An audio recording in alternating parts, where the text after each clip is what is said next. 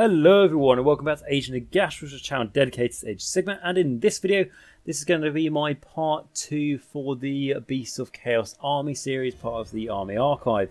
So in this video, we are going to be looking at the Greatfrays. So after looking in part 1 at the battle traits, command traits, and artifacts of power for the Beasts of Chaos, now we're going to look at the sub-allegiances for them, which are known as the Greatfrays. So there are three. We've got the All-Herd, we've got the Dark Walkers, and then we have the Gave Spawn. So we're going to look at the All-Herd first, and then the subsequent ones after. So what I'm going to do, and you'll be able to see a picture on your screen now that I have a little bit of lore and the rules for them. So I'll read through their narrative first, and then we'll get to the rules. As for me, I always like to mix narrative and the gameplay, not just focus on one or the other. Okay, so the All-Herd. Ferocious and formidable, the All-Herd are the most numerous of all Greatfrays. Their teeming beast herds have spread throughout the mortal realms and unfolding and most wily and powerful chaos creatures into their ranks. The All-Herd ensures that its raging stampedes continue to grow. The beasts of the All-Herds consider themselves to be the ultimate despoilers of the mortal realms. Led by bold and domineering alpha beasts, they surge towards their enemies in the civilized lands, crushing all before them through unbridged ferocity and sheer weight of numbers. Those possessed of predatory cunning, the bestial warriors of the All-Herd, relinquish their man-like intelligence once they are in the thick of battle, allowing their pure animal fury to be unleashed upon their foes. Fear and reason are discarded, replaced by a primal hunger for combat and desperation. The wild domains of the All-Herd are truly vast, and they continuously expand as their thronging beast herds grow even larger.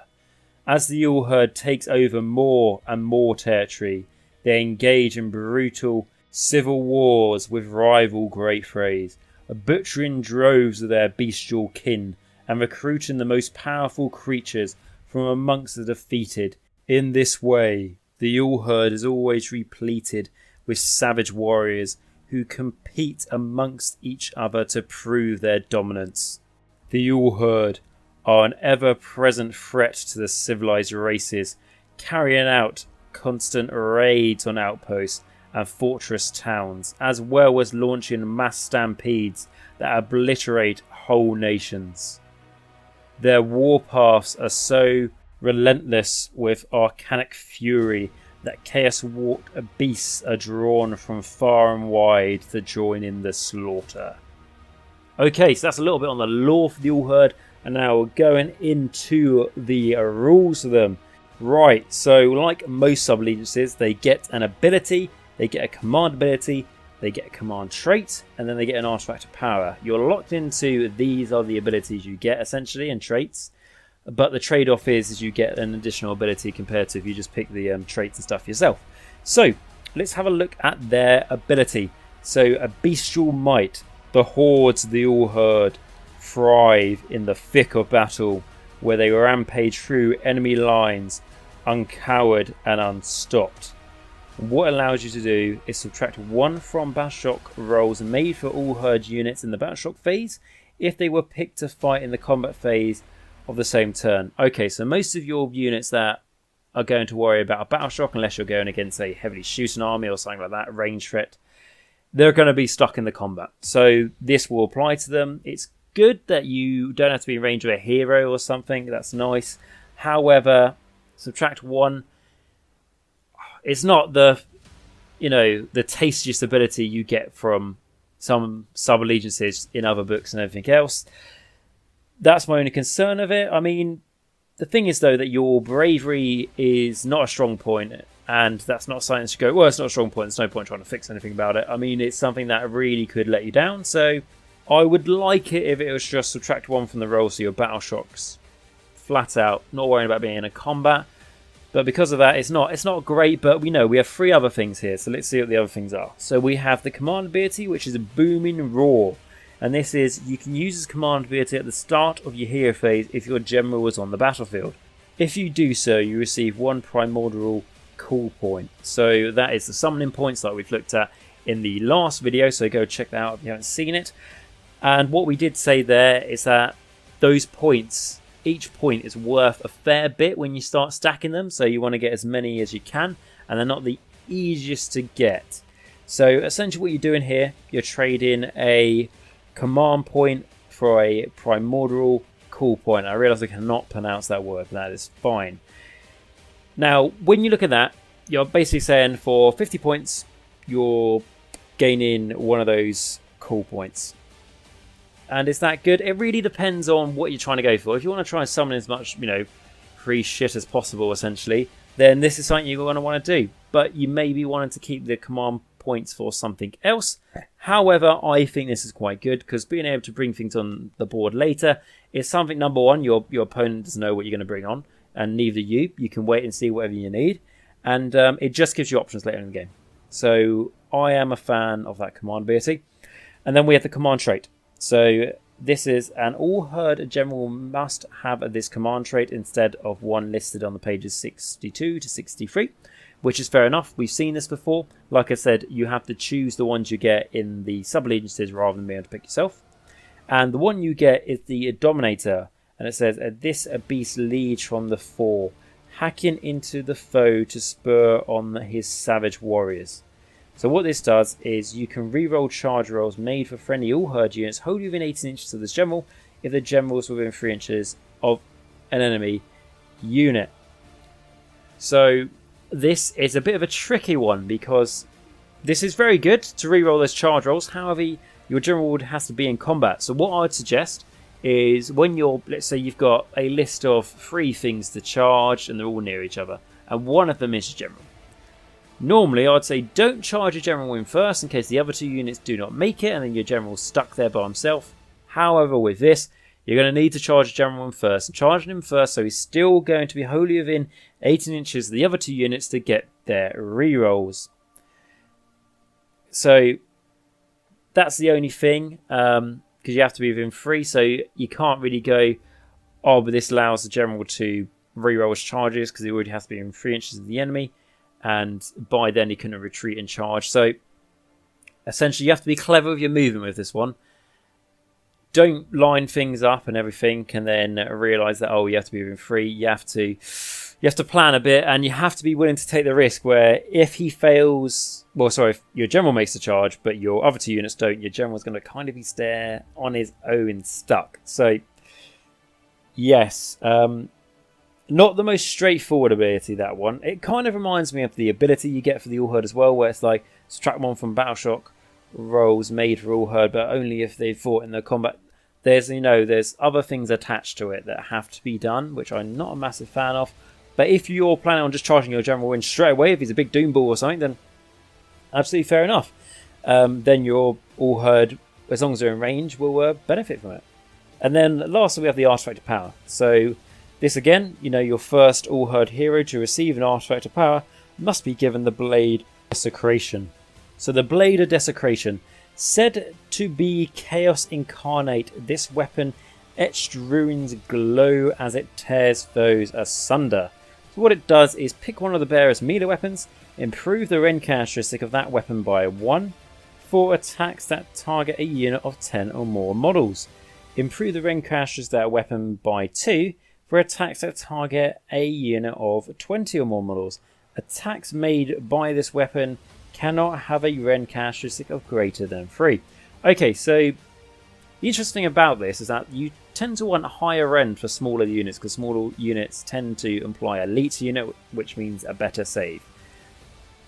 But that's not always the case. We look at Mortek Guard, the Bone Reapers, fantastic save, especially in Petrified Elite, and you can take up to 30 of them. So having an extra -2 rend against that unit, very useful.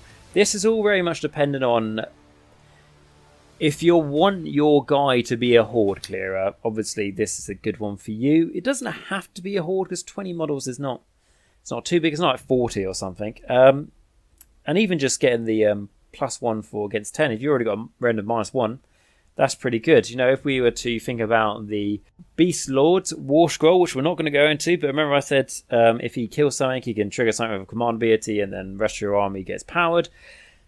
This is going to help him able to do that damage. Again, if you want to make your Doom Ball stronger or your Dragon Ogre Shigaroth stronger, then this could be a one for you as well. And yeah, it just gives you an option. It's not bad. What I would say is that sometimes when you get these artifacts for these sub-allegiances, they can be pretty bad, but it's the ability of the sub-allegiance that saves it.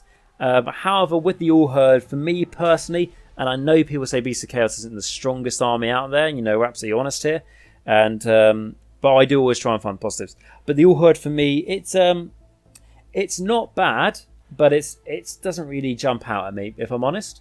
So, but if you do like running it, that's absolutely fine. And to be honest, if you do like running it, you already know it better than I do, because I've never ran it because I don't actually play the army. And that's why, if you disagree with anything I am saying, please let me know in the comments why, as it'd be great to learn from you. So the next one we're going to look at is the second one, and this is going to be the Dark Walkers. So the Dark Walkers are apex ambushers who rule over the most remote places in each realm. Spiteful and wily, they hunt by luring their prey deep into ancient forests and desolate wastelands, encircling enemy armies and cutting off routes of escape before pouncing from the shadows to butcher the terrified enemy. Strength and ferocity of the Dark Walkers is equalled only by their hateful cunning. More than any other Greatfray, they rely on surprise and misdirection when laying waste to their foes. To the beasts of the Greatfray, the land itself is a weapon to be used against the civilized races, and they make use of tangled jungles, mist-covered swamps, and darkened mountain passes in order to outmaneuver and outwit their enemies. Even the most lumbering Gorkin or thunderscorn beast of the Dark Walkers is able to blend into the shadows. From there they loom over their unsuspecting prey and wait for the time to strike. Dark Walker beast herds are nomadic, travelling from land to land as they spread anarchy and desecration. They can cover great distance in impossible short spans of time, and are experts at cutting off fleeing foes or intercepting reinforcing troops before they have adjoined the main body of their army. The beasts of this Greatfray have an instinctual understanding of the realm gates and know the locations and destinations of countless hidden portals. By luring pursuing armies through these secreted gateways, Dark Walkers scatter vast armies across multiple realms before hunting down each isolated pocket of foes. Should the enemy somehow manage to regroup, the Dark Walkers simply retreat back into the shadows, emerging once more where the enemy least suspects. Right, so that's a bit about the lore of the Dark Walkers, but let's see what their sub-allegiance rules are. So if you're going to pick this Greatfray to use for your army, you get, again, an ability, an artifact of power, a command trait, and a command ability. For some reason, when you read it here, they switch the command ability and artifact power over, just to make it a bit more complicated to read. But anyway, let us see what we get. So, for the ability, Shadow Beasts. The Dark Walkers are apex ambushers, alluring their foes into the shadows before pouncing upon them. So what it means is Warherd and Thunderscorn units in the Dark Walkers army are considered to have the Brayword keyword for the purposes of Brayherd ambush battle trait. Remember what is something that we talked about in the last video, where instead of deploying half of your Brayherd units, you can set them off the table. If you want more details about that, check out that video. So in this case, it says, in addition, up to half rounding up of the reserve units that are set up in the ambush can arrive in the second moving phase instead of the first. So for me personally, and I think just generally anyway, the Shadow Beast ability far outbeats the Bestial Might ability for the All-Herds. Being able to set up not just on your first turn with some different units, but also on the second turn, you know, obviously not all of them, but, you know, half of them rounding up, But just being able to do it with Wall Herds and Thunderscorn just means you can put more threats for your opponent to deal with, which means that your opponent's going to have to make harder choices, which means the more choices your opponent makes, the more likely they're going to make a mistake for you to pounce on. So, and I personally quite like the sort of sneaky tactics. So, yeah, for me, this is a really good ability. I haven't read what the other things do yet, the command trait and the artifact of power and the command ability. However, for me, already this is winning. So, let's have a look at the artifact of power, shall we? So, the first Darkwalker hero to receive an artifact of power must be given the Desolate Shard. So, the Desolate Shard, roughly hewn and black as night. This stone shard excuses the corruption of Chaos Wilds.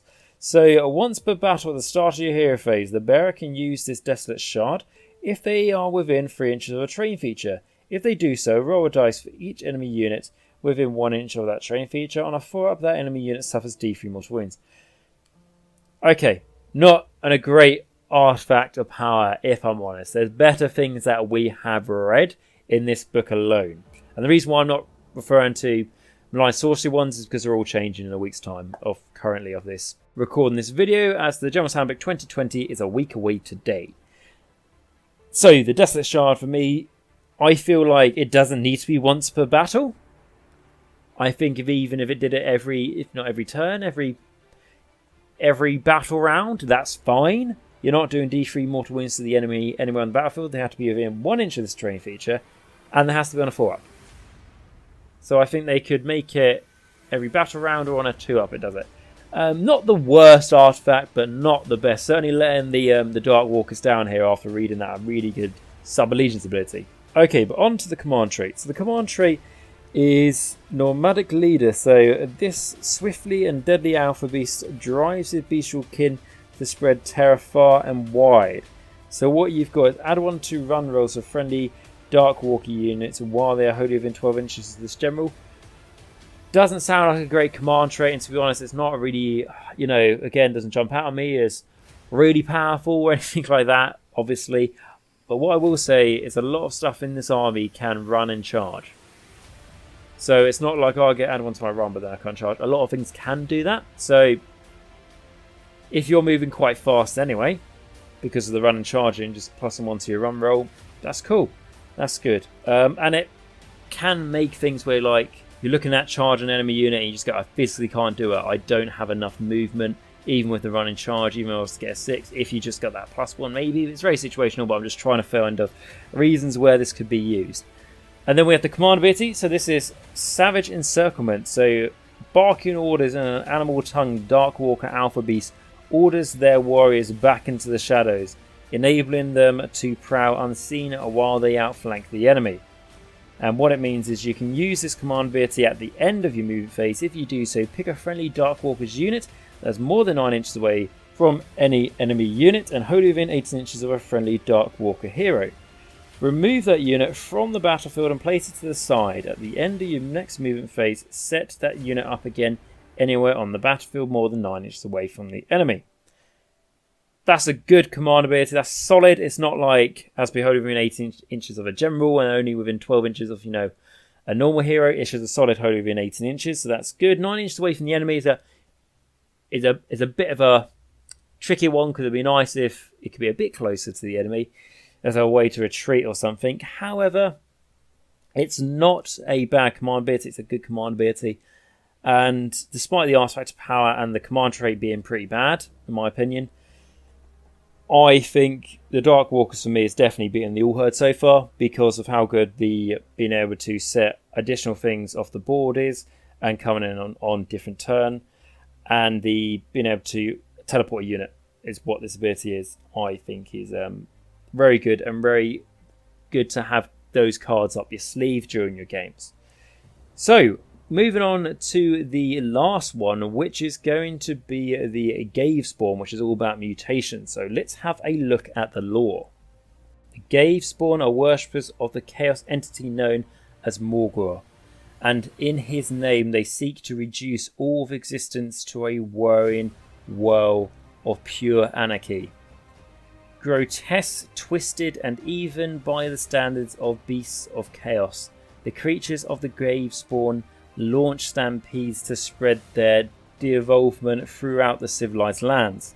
The beasts of the Cave Spawn skitter and cruel as they charge across the battlefield, and in a frenzy of lashing limbs they hack into their foes.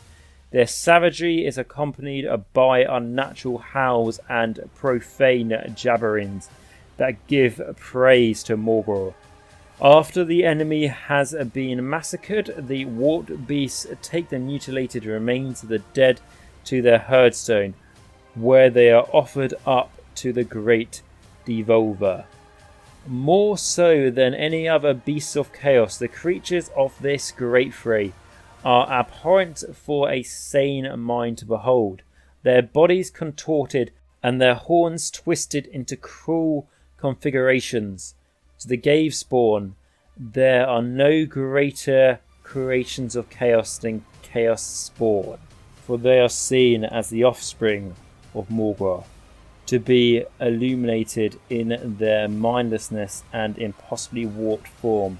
The mightiest Cave Spawn champions may even receive the ultimate blessing of their nightmarish patron and be reborn as a Chaos Spawner when they are cut down in battle.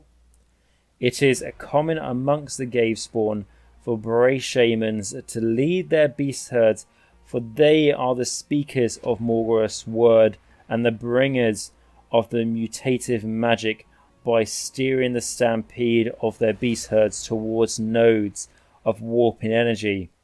They seek to tear open the rents between the chaos and the mortal realms, for they believe that when all of existence is reduced to anarchy, Morgor will be made manifest.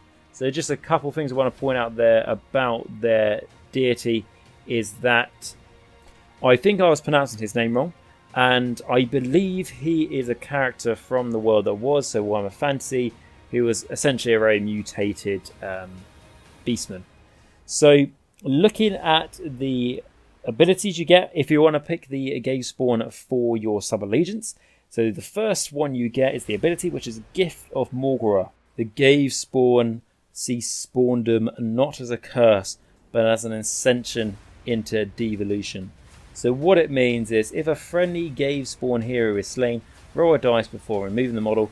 On a 2+, one Chaos Spawn is added to your army. Set up the Chaos Spawn anywhere on the battlefield within 6 inches of the slain hero. If the hero had the Khorne, Nurgle, Slaanesh or Tzeentch keyword, the same keyword must be chosen for the Chaos Spawn. If they did not, you cannot use the Curse of the Dark Gods ability to choose a keyword for that Chaos Spawn. Okay, so basically every time one of your heroes dies in this army, which you know can be a maximum of 6, we're talking 2,000 points, on a 2-up you get a Chaos Spawn. Two things to say there. Despite the Cave Spawn thinking Chaos Spawn are the top pillar of what you can ever achieve to be, unfortunately in the game, Chaos Spawn are not very good. So that's the negative side. But on the plus side, that means every time someone dies in your army, when I say someone, I mean your hero, you're getting a Chaos Spawn. So let's say you have 6 heroes in your army, only one of them will not turn into a Chaos Spawn. And like, you might be thinking, well, if I just say, Chaos Spawns are not very good at all, why do I want one? It's still a model on the table. It's still a body on the table for taking objectives. It's still something to be in the way of the enemy. It's pretty good. And they're not dreadfully awful. They're just not reliable enough to be any good. They can just be... I would use them to be a nuisance to your enemy, which is better than nothing at all and your hero dies. So I would say that's better than the All Herd ability of essentially subtracting 1 from your Battle Shock roll if you're fought in the previous combat phase. So yeah, it's pretty... It's not the best thing to be turned into, but at least when your hero dies, he turns into something. So we've got the Command ability. So this is the Propagator of Devolution. So the Grave Spawn view Chaos Spawn as a holy creation of Morgor and are driven to illuminate their frantic savagery. You can use this command ability at the start of your combat phase. If you do so, pick a friendly Cave Spawn unit wholly within 12 inches of a friendly Cave Spawn Chaos Spawn Add 1 to the attack characteristic of that unit's melee weapons until the end of that phase. So the interesting thing there is you don't need a hero to do this at all. There's not many command abilities out there that work like this at all. All it means is that you need your Chaos Spawn. And like I've said, they're pretty goddamn awful. So you may be thinking, well, I'm not going to have one in my army. I'm not going to put one on my list. They're not very good. So how is this going to happen? Remember the ability I've just read, that they get the Gift of Morgara, where your heroes will turn into these Chaos Spawns. So that means that you're always going to have your heroes there. Now, Chaos Spawns to trigger this off, and you could have a lot of them scattered about. So, and you can definitely sort of work with this, try and get this ability off. And it's not a case of, oh, it's an alright ability. Add 1 to your attack characteristics. That's really good. When I was first halfway through reading this a moment ago, I thought it was going to say add 1 to the attacks for your Chaos Spawn, which would be just, you might as well not have it in the book. But this is very good. It's just being able to stack those attacks. It's also being able to give some of those weapons that may not have a lot of attacks in the army, but can do good damage output, just extra, things like, great weapons to your Minotaurs, stuff like that. I like this. I think this is a good one. It's a little bit funny, as you're not going to be able to reliably do it unless you take a Chaos Spawn in your army, or you wait for one of your guys to die and then turn into one, which could be a tactic, maybe, but you have to use it at the start of your combat phase, so you can't let your hero get killed and then use it once he's turned into a Chaos Spawn and trick your opponent. You have to declare it at the start, so you would need a Chaos Spawn at the start, but it could work from, the second round of combat, that sort of thing. Maybe. But not a bad command ability, just a bit of a funny one. Okay, so the command trait you get is Unraveling Aura. So in the presence of this alpha beast, magic devolves into arcanic chaos energy. So this general can attempt to unbind one spell in the enemy hero phase in the same manner as a wizard. If this general is already a wizard, they can attempt to unbind one additional spell in the enemy hero phase.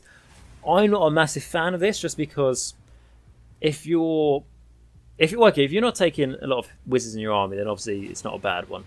But how I see the Beast of Chaos is I would be running quite a few shamans, so I'll be already able to unbind the enemy. And if the enemy's chucking so many spells out that it's just like, I'll try and unbind as many as you can, then this is only going to do so much. You're not getting any pluses to unbind and all that sort of thing. It's not the worst command trait that I've seen, but it's nothing special. Okay, the Artifact of Power. So this is the Mutating Gnarl Blade. So this weapon whirls with a coiled tentacles and a fanged maw. So pick one of the bearer's melee weapons, add 2 to the damage characteristic of that weapon. However, each unmodified hit roll of 1 for attacks made with that weapon inflicts 1 mortal wound upon the bearer after all the bearer's attacks have been made. So if you've got a hero that can heal themselves, it's not really too much of a problem. If you've got a small foot hero, like I'd say, the Beast Lord, which, if he kills things, that's good, and this could help him do that. However, he hasn't got too many wounds, so taking that 1 mortal wound could be problematic, shall we say. But it's risk reward. If you just don't care if he dies, but he does damage before he dies, which he could do quite a lot of damage, certainly, especially against enemy heroes, he could do quite well. Right, so those are the 3 sub-allegiances for Beasts of Chaos. And in summary, what I will say is they are not the most powerful sub-allegiances I have ever seen. That's the negative side, as there's some things in here where are just like, it's a bonus, you have to take it, it's alright, but if you could take another artifact, please God, take another artifact. But there are some good things as well. And what I would like to say is I've heard people say, oh, Beast of Chaos are unplayable, they can't stand up for themselves. You can do a few good things with this. It's just not as simple and plain easy as Gristlegore is great to make your Terrorgeist really overpowered, or Petra Elite is just easy because it's +1 to your save, easy to remember, fantastic. Don't even worry about the rest. You have to work a bit harder with these Beasts of Chaos ones, but I think for me that would make it more rewarding, because then if you win your games, like I've mentioned several times with other armies with Sylvaneth and stuff, when you win your games, it means a lot more. It means your army didn't carry all the way through. You actually were the reason you won that game.